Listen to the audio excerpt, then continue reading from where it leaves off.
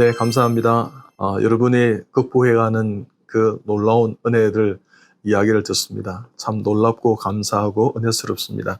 오늘은 우리 이렇게 인사하십시다. 잘 드시니 감사합니다. 식사를 도와주셔서 감사합니다. 함께하니 살맛이 납니다. 잘하셨습니다. 오늘은 식사가 특히 중요한 암 환자들이 있습니다. 이런 말씀의 제목으로 우리 함께 은혜를 나눠보겠습니다. 여러분, 식습관과 암은 분명히 상관관계가 있습니다. 먹는 것이 우리의 몸이 되는 것입니다. 여러분, 잘 먹어야 살아낼 수 있고 이겨낼 수 있습니다. 첫째도 둘째도 셋째도요, 잘 먹어야 합니다. 그래야 여러분 잘 낫고 잘 이겨낼 수 있는 것입니다. 오늘 나누는 것은요, 몇 분 이렇게 보시기 바랍니다. 조심해야 될 식습관, 암종별 추천 식사법을 함께 나누도록 하겠는데요. 예를 들면 첫 번째는 이제 제일 많은 게 이제 우리가 암 환자들이 위암이 참 많고 대장암이 많은데 이것은 소화기계암이지 않습니까? 그래서 위암과 대장암 이것은 식습관과 많이 관련이 있습니다. 그렇기 때문에 우리 장기간의 식사를 또 조절해야 되고 수술 후에 식사를 또 조절할 필요가 있습니다. 그래서 여러분, 오늘 이 이야기는 많이 소화기계 암 극복자에게는 도움이 될 것입니다. 위암을 수술하게 되시면요, 위를 전 절제하거나 부분 이렇게 3분의 2 정도 절제하는 위아전절제술, 위전절제술 이렇게 할 수 있습니다. 그러면 식사를 그 수술 후에는 6번 내지 한 8번 이렇게 나눠서 매일 조금씩 시간을 두고 천천히 이렇게 드시는 것이 참 중요합니다.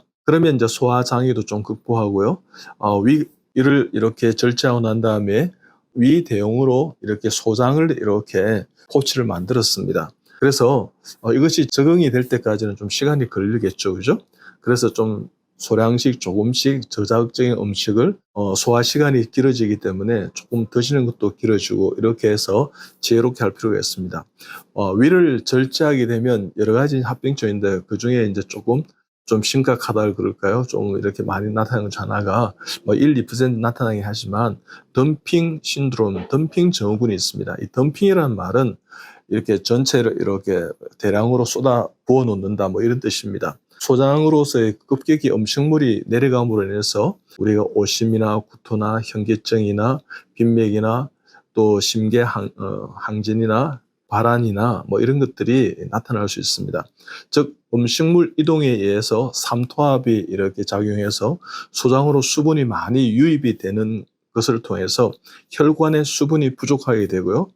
증상이 이렇게 나타나는데 소장으로 과도한 어떤 이 양으로 음식이 그저 농축 내지는 알갱이 크지 않습니까? 그러면 희석하기 위해서 소장으로 수분을 유입하겠죠. 그러므로 인해서 나타나는 것이 첫 번째 조기 덤핑 신드롬이라 이렇게 이야기합니다. 두 번째는 이제 후기 덤핑 신드롬이 나타나 이것은 소장에 과도한 어떤 양이 들어옴으로 인해서 인슐린 분비가 이렇게 증가하게 되죠.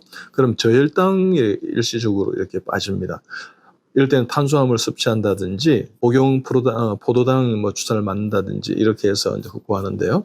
그렇기 때문에 고단백, 고지방, 저탄수화물, 빵이나 떡이나 또 이렇게 감자, 고구마 같은 그런 것들은 좀 조심하시고요. 식사 후에 30분 뒤에 눕지 않는 것, 이런 생활 패턴을 갖는 것이 참 중요합니다. 도표를 그려보면 그렇습니다. 음식물이 소장으로 급히 유입되면 장관 내 삼투압이 이렇게 증가하고 또 그러므로 인해서 순환 혈류량이 감소하고 그럼 빈맥이 되겠죠. 그 다음에 내 혈류량이 그럼 떨어지고 혈관 운동이 반사가 이렇게 생기면서 조기 덤핑이 이렇게 생깁니다.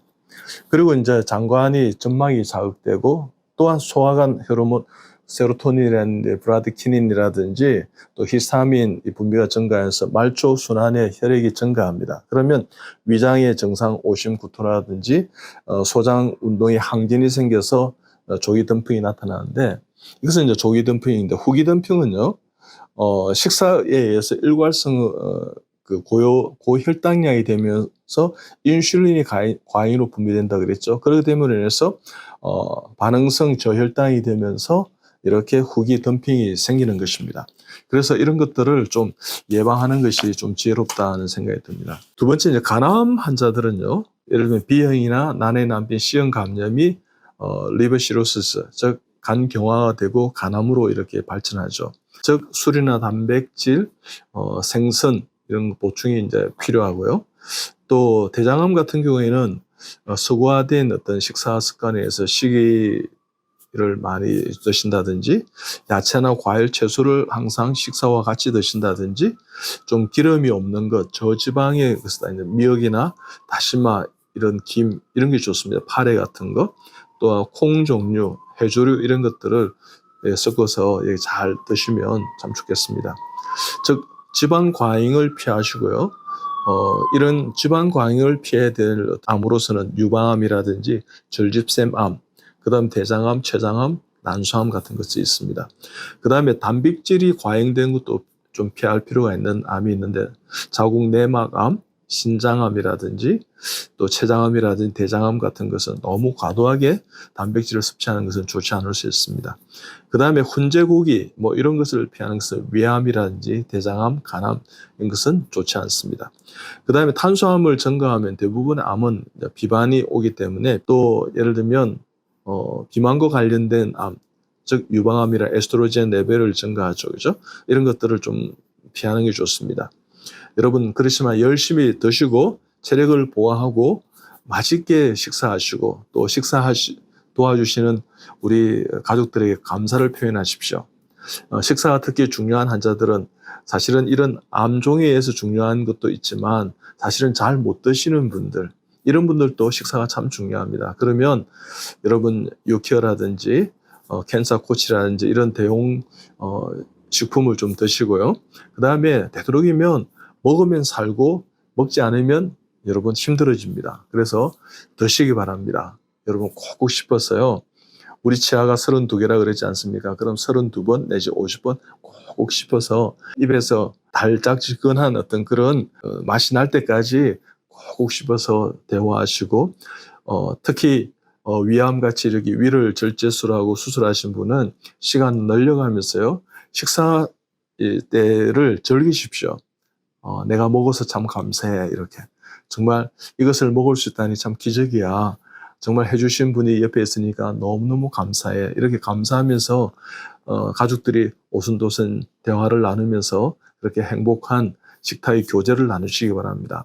제가 쓴 책에는 위암을 이기는 즐거운 밥상이 5대암에 대한 밥상의 책을 보면 CD를 제가 이렇게 음악 치료를 좀 연구하고 스타디를 하면서요. 음악을 들으면서 이 음악은 식욕이 땡기는 그런 음악 그러면서 그런 것도 이렇게 제가 연구한 적이 있습니다. 그래서 여러분 어떻게든 암 환자들은요 돌을 씹는 것 같아요. 너무너무 못 먹겠어 이럴 때 드셔야 됩니다. 여러분 드시려고 노력하셔야 되고 여러분이 드시는 그 모습에서 있지 않습니까? 여러분 식사를 준비했던 가족은 막 이렇게 정말 감사를 느끼고 희열을 느낄 것입니다. 보람을 느낄 것입니다. 여러분 그렇게 해서 암을 잘 극복하는 우리 가족들이 다 되시기 바랍니다. 특히 식사가 특별히 중요한 환자들에게는 식사를 좀 신경 쓰고 정말 고영양식으로 또 아주 위생적으로 예쁜 모양을 또 그릇에 담아서 어떻든 식욕이 땡기듯이지 않습니까? 식욕이 이렇게 좀 마음에 일어나듯이 그렇게 해서 준비해서 식사를 잘 해내는 그런 여러분들이 다 되시기 바랍니다. 여러분 잘 먹어야 이겨낼 수 있습니다. 그런 여러분 다 되시기 바랍니다.